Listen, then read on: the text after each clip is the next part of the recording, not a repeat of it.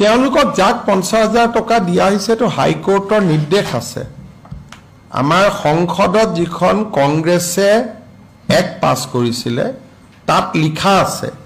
যে কিছুমান মানুহ যোনে 20-25 বছৰ ধৰি এটা জায়গাত আছে তেওঁলোকক যদি চৰকাৰে উচ্ছেদ কৰে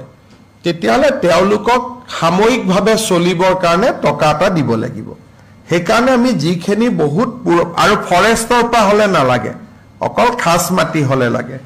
যিহেতু সাপৰত এটা প্ৰজেক্টৰ কাৰণে মাটিটো লোৱা হৈছে হেতু কাৰণে এইখিনি পাব